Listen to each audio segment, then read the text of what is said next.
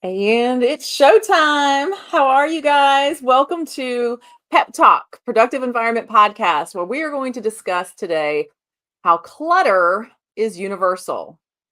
Our solutions are too, and we are going to feature one of our certified productive environment specialists from Tokyo, Japan. I was going to say one of our international specialists, Kyun Lee. She won't be here live with us because it's about 1 a.m. her time. But we have a video that we're going to share with you, and it's just chock full of things for us to discuss. And then we wanted to make sure we have that conversation with you. So I am Andrea Anderson, CEO of Productive Environment Institute here in Carolina Beach, joined by I'm Barbara Hemphill, founder of Productive Environment Institute in Raleigh, North Carolina. Welcome. Welcome. Okay, guys. So let me, Barbara, do you want to say anything about Kuhn before I play the video, or do you want me to just play the video first and then just dive in? Just play the video. Let's just play the video. It speaks for itself, I think. Okay, guys, this is about little less than 4 minutes long. And I swear it feels like she's right here in the room with us. And then we're going to discuss. So listen up and listen to what Kuhn has to say. She filmed this video in Tokyo. Here we go. Executive working in financial industry. At the same time, I was a mom of three. Let's back up. All right, here we go. Hello, my name is Kunli. My Japanese name is Yamana. I'm the only PEI specialist based in Asia, in Tokyo. Actually, I met with Barbara and Andrea back to more than 10 years ago. And at that time, I was a executive working in financial industry. At the same time, I was a mom of three, so you can easily imagine how busy my life was. Whenever I went back home, there are toys, papers, books, clothes, my husband's magazines, etc. All around the house. So those clutters brought stress and confusion to my life unconsciously. That's when I started implementing PEI's system into my personal life and also my family life. Then from 2016 to 2020, I was sent to Singapore office as an expat. So my whole family moved to Singapore along with me. We stayed there for a couple of years before returning to Tokyo. During those years, our family has moved for 4 times.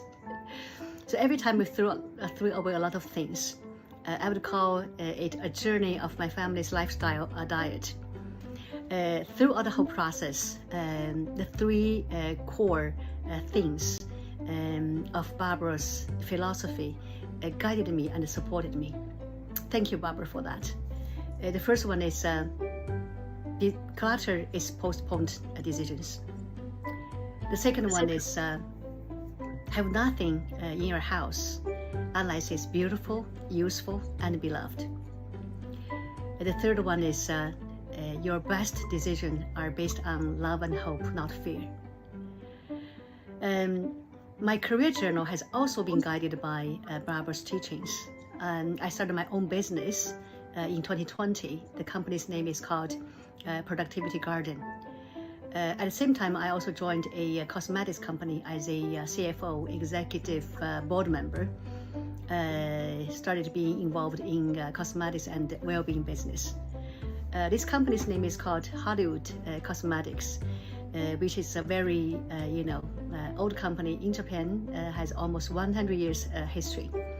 The founder, Mei Wuxiama, of this company used to be a very famous beauty expert, or a pioneer or legend in Japanese beauty industry back to many years ago. Actually, her beauty method established by her back to 60 years ago also emphasize decluttering of skin, body, and mind. Those 3 things are essential to genuine health and beauty. It's amazing, the Mei Wuxiama's beauty method perfectly echoes with Barbara's philosophy. So I'm so grateful to have connections with both of them. Currently, I'm still continue my journey based on the teachings of Barbara and also Mei Wuxiama here in Tokyo. Thank you, Barbara. Thank you, Andrea. Thank you, PEI. I have learned so many things from all of you, which has indeed enriched my career life and also my personal life in a very meaningful way. Thank you so much. Oh, I swear, I just feel like she's right here with us. Well, I have sitting on my desk this purple. If you're listening, you know how much I love purple. And she brought me, when she came to visit, this purple teacup, and it sits on my desk every day, and such a reminder. And I have she nailed us with the color schemes, right? Like, look at my background. Yeah. And like, this was, I didn't even live in this condo when she brought this, but this is what she brought me from Japan as well. So, well, let me back up. When we actually got to meet Kyun in person was right before the pandemic broke out. She literally traveled to DC with, she was part of the Japanese delegation for the National Day of the National Prayer Breakfast, right? Is that what it is, Barbara? Yeah. National Prayer Breakfast. And then she left there and came here to Carolina Beach, and we sat over there at the Marriott. And then she gave me this cup and gave Barbara her cup. And it was February of 2020. So it was literally right before everything got shut down. So we thankfully got her retreat. She came for her productive environment CPS retreat.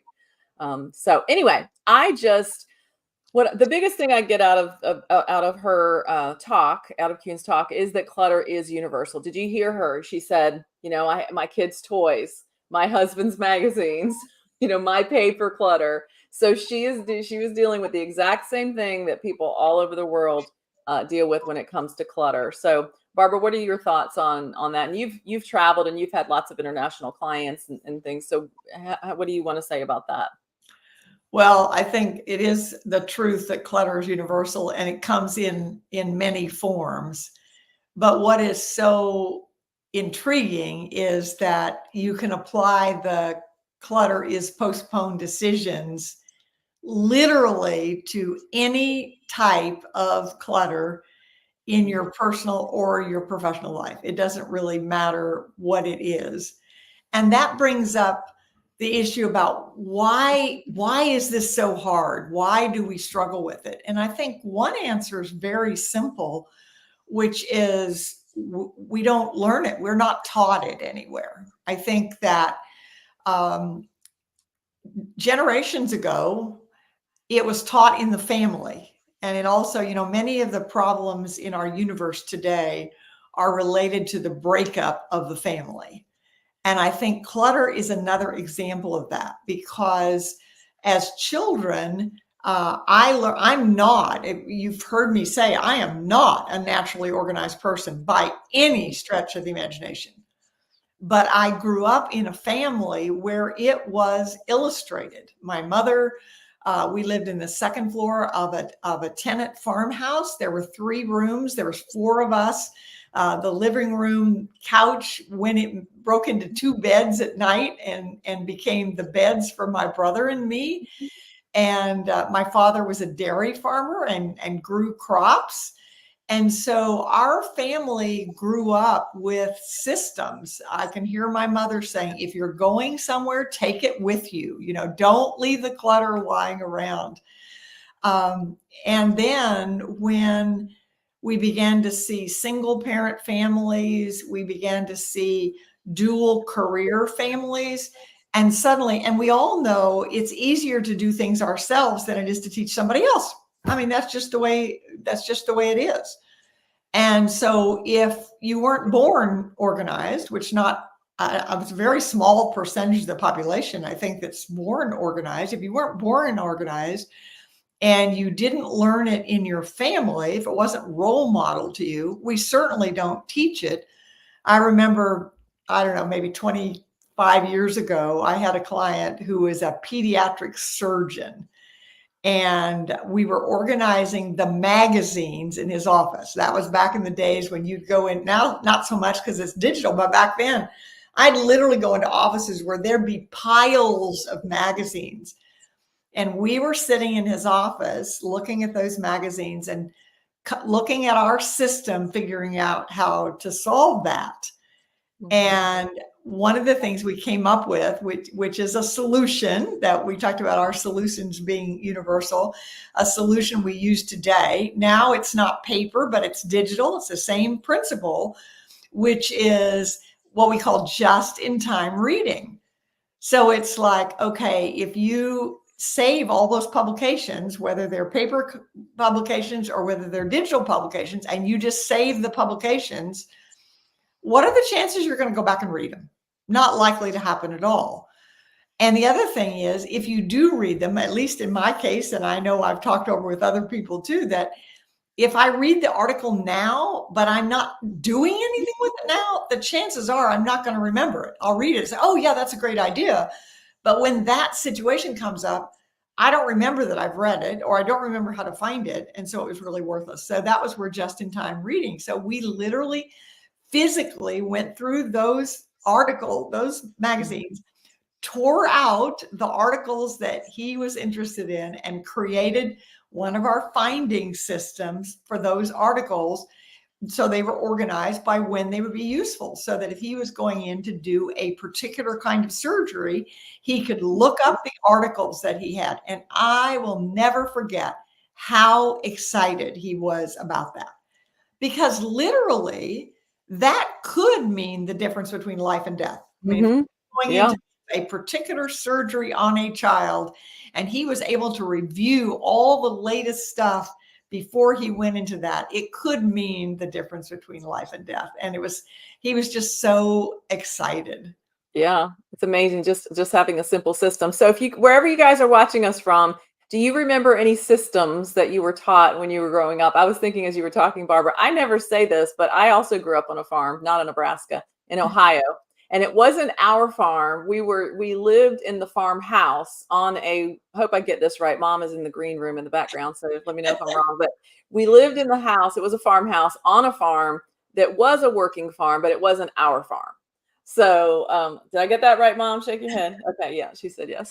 But anyway, and then so I don't the only systems when I'm thinking about clutter, because we did have a lot of clutter. And I just remember, like, my stepdad and my stepbrother, if they saw something that could be useful, it came to our house. Like, they would pick it up and they would bring it. It would be, we could use that someday for something. So that is how clutter can accumulate in your home. And I know, Barbara, you always say one of the first things we help people do is stop the problem. So if you are currently working on decluttering, or you have a desire to declutter, but yet you're still bringing things in, now it's even easier. It used to be you'd bring something in from the side of the road, or you'd go out to go shopping and you'd bring it in. Now it's as easy as Amazon. We talked about that on the last pep talk with Jocelyn. It's just, we can accumulate things with just a click of a mouse, a click of a button. So but anyway, I do remember one system. So now I was just talking about it this morning to Demetrius. We were talking about systems we had when we were growing up. And ours was a laundry system. So we had 6 people in the family. We each had our own laundry basket. And so that basket would fill up. We didn't have a washer and dryer, so we had to go somewhere to a laundromat to do our laundry. So I remember we would each have to bring our basket into the living room and dump it in the middle of the living room. And then my sister and I, it was our job to sort. So we had to sort, the colors and the lights and the work clothes and this and that. We had to sort. And then those 6 baskets became filled up with the new, whatever the category was. And then we would go to the laundromat. And then here was the other part of the system that my sister and I liked. We would help my mom put the laundry in the washing machine. So we'd use 6 washing machines. And then we would get to go walk around and go to the arcade and go look at cute boys and, whatever at the shopping plaza. And then we'd have to come back in time. We'd have to watch our time so we could come back in time to help Mom put the laundry from the washing machine into the dryers. Then we could leave again. So we could go back again while it dried. But then we had to come back and fold. So anyway, all that to say, that is really, I don't remember a lot of systems or a lot of, talking about decluttering or anything, but I remember that was a system that we had that got the laundry done. So anyway, I wanted to just share that. The other thing we were talking about, clutter is universal and our solutions are too. And that is one of the things that I really liked what Kuhn said, is that she was struggling with these issues. And then she learned our system. She learned our processes and was able to overcome them. So I'm just going to share briefly this. These are the things that she said on the class. Ed, if you'll remove that bottom banner, that way we can see this here. So 3 core things that Kuhn says she learned from Barbara Hemphill. Clutter is postponed decisions. We've already addressed that one. And then number 2, Barbara, have nothing in your home unless it's beautiful, useful, or beloved. Do you want to address that one before we go? That's Henry Morris was a designer, I forget when, and his was have nothing that you have nothing that's not useful or beautiful or useful. Yeah, useful like or beautiful. Have nothing that's not useful or beautiful.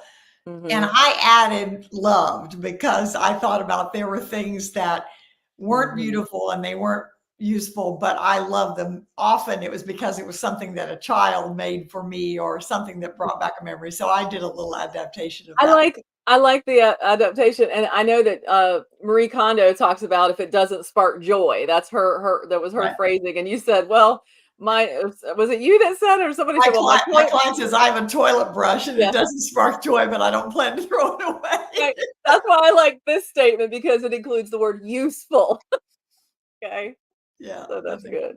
That's all right. It's about being intentional. You know, I think that's one of the words that we, often, I saw something the other day that said, no decision is a decision, which is true, it is.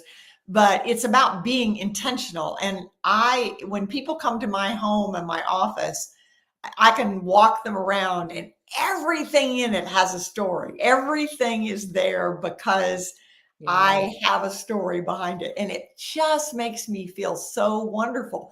And the interesting thing is, I love to work with feng shui consultants because I think there's a lot of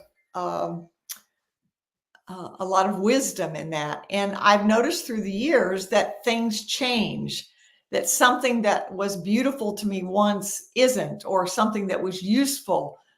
And so we have to be intentional about, is this, so we can still say, is it still useful? Is it still loved? Is it still beautiful? And if the answer is no, it doesn't mean you were wrong before. It means that things have changed. And so that brings up one of the core values of what we teach in Productive Environment Institute is about sustainability. We have these 5 steps, and the 5th step is sustain your success, because over and over, we get dropouts from other consultants. In fact, one time I had someone that I wanted to help get organized, and she didn't want to have me. I was just going to volunteer because she had a new job and I wanted to help her get started. And she said, you'd die if you saw my office. And I said, well, I don't have to see your office. Take your papers and put them in a box and bring them to my office. So that's what she did. And we started working. I started teaching her our finding system. And she, after 2 hours, was just elated. And I stopped and I said, may I ask you a question? I said, why were you so reluctant to accept my help? And she said, because I'd hired 3 organizers in 2 states and paid over $10,000. And I was worse off now than I was before. And when that happens, everybody loses, because the organizer loses because they don't get a good testimonial. And the client, what I feel really sad about is that the client thinks I am so disorganized that even a professional can't help me. And so it's really important that organizing isn't just about clearing the clutter, isn't just about clearing it for right now. It's teaching decision-making techniques and teaching a mindset so that you can sustain your productive environment. Love it, love it, love it. And number 3, since we're talking about making decisions, I love number 3. Your best decisions are based on love and hope, not fear. So when we're talking about stuff, we're talking about our own clutter and our own things. You don't want to be put in a position where you've got to make decisions about what to keep based on fear, or fear that you might need it someday, or fear that you're going to lose it, or fear, we've had a lot of natural disasters going on in people in our lives and in our areas. And there were some quick decisions that had to be made, and that those decisions were made on fear Like, oh my God, what is the number one most important thing I can take with me? Some people didn't even have that opportunity. But now you have a chance. Now you have an opportunity to make decisions about releasing things in your life, releasing the clutter that is in your closet, the clutter that's in your dining room, the clutter that is wherever it is. You have an opportunity right now to make decisions based on love and hope, not fear. So, Barbara, anything to add on that? Well, I want to, there's a quote, and I don't even know where this quote came from. I wrote it down from something, and I didn't write down who said it, but I wrote it because I love it. It's knowing who you are in isolation builds ego. Knowing who we are in the community build confidence. And when I think of community, it's first of all a community of God, because we are the body of Christ. We are the people working together, and we're seeing this in all the natural disaster recovery that's going on right now. The incredible stories that are coming about people helping each other, lifting each other up, and people feeling so much love, even though in the midst of incredible disaster, they're feeling love. And then the other part of it is it's the community within PEI. And we know that the boot camps that we do an office transformation boot camp, which is for organizing the physical part of your office, and digital transformation boot camp. And we've seen over and over that the reason people are happy with the results is that they are doing it in community. First of all, there's accountability, because it's like, who goes to the office and says, oh, I'm going to clean up my digital clutter today, or I'm going to clean up the files today, or something. I work in companies, and companies have an enormous amount of clutter, but it doesn't get dealt with until everyone does it in community. And that means management and employees, because employees can't do it without management. Management can't do it without employees. So it has to be done in community. And so that's another one of the values of PEI is together we are better. And that proves itself in managing, having a productive environment and sustaining a productive environment. Yeah. And we were just sharing this earlier, and you and I were talking with one of our coaches about, it really sums up that together we are better. But we were talking about, what makes us different? Why shouldn't somebody just use this other system or sign up with this other coach? And, I believe that there are people that we're meant to serve, and there are people that other coaches are meant to serve. And that's perfectly fine. But it just really put me into thought about, like, what is it that is different about us? It's not, well, with the finding system is proprietary, and that is very different. Your finding system that you created over 40 years ago.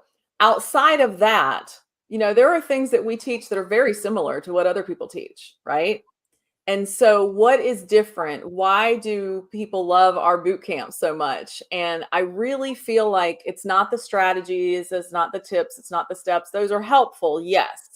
But I believe it comes back to community. I believe it is the team, it's the group. People realize, when somebody said on the last one, they said, one of our webinars, it said, oh, I was just so happy to see people my age here. It's like, I'm in the right place. These people have, because a lot of times the isolation piece, a lot of times people feel like they're the only ones with the problem.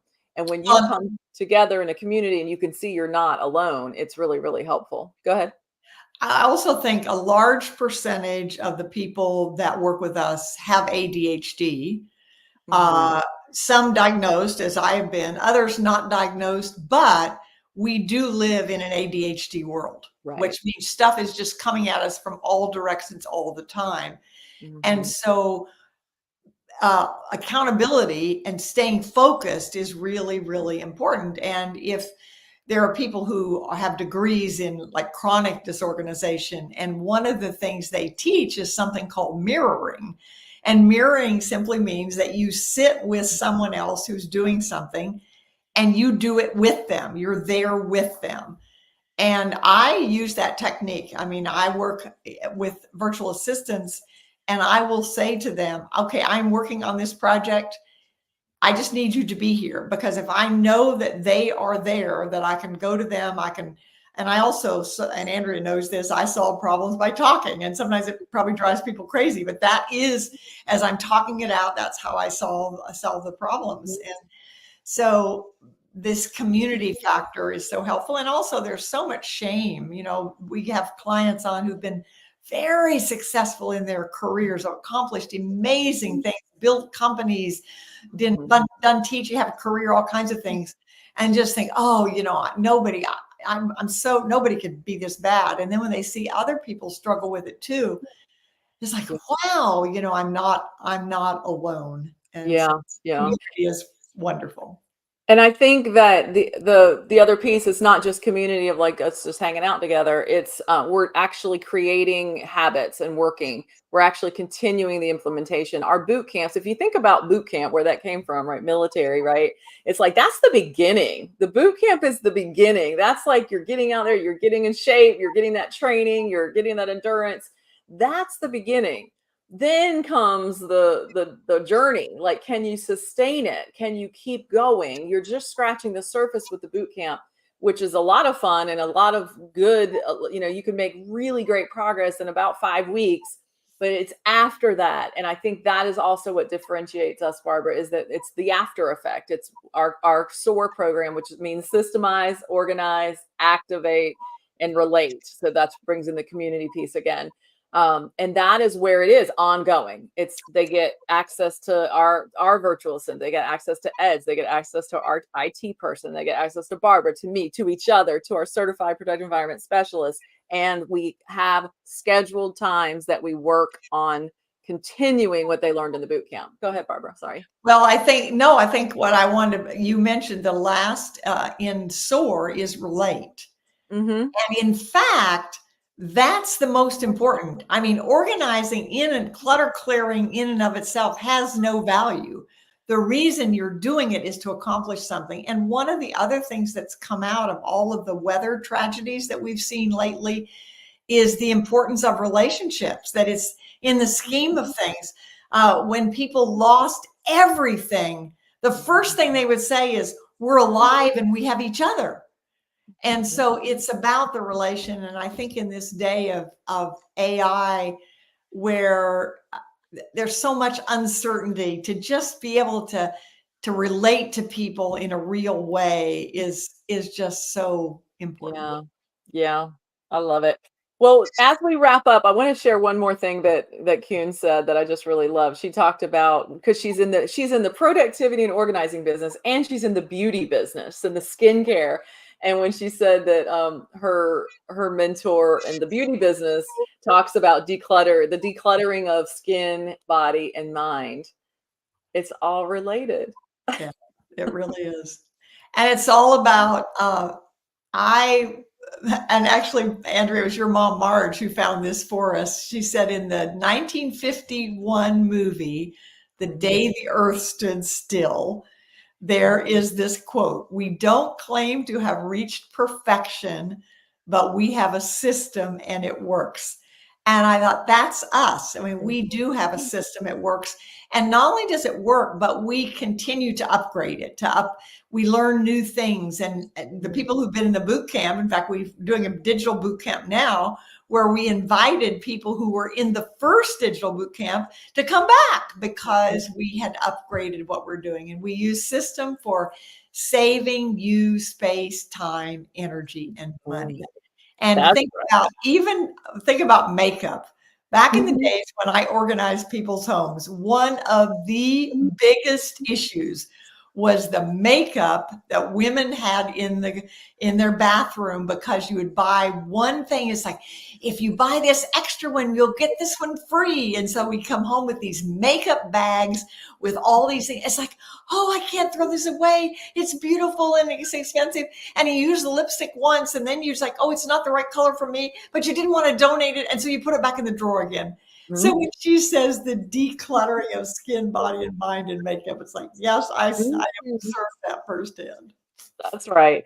Well, we want to invite you guys to join us for one of our upcoming boot camps. So you can always go to productiveenvironment.com/webinar. Check out our webinar. Depending on when you're watching this video, it's either going to be our Less Clutter, More Life webinar, or it's going to be our Less Digital Clutter, More Life webinar. And as everything that we do, they blend together. So it really doesn't matter which one you see. So definitely go check that out. Thank you for joining us. We enjoyed this. If you joined us a little bit late and you missed the video at the very beginning where we shared our video of our specialist Kuhn in Tokyo, Japan, make sure you go back and watch the beginning of this. It's just a 4-minute video that we shared that she speaks on. So thank you for joining us, and we'll see you next time.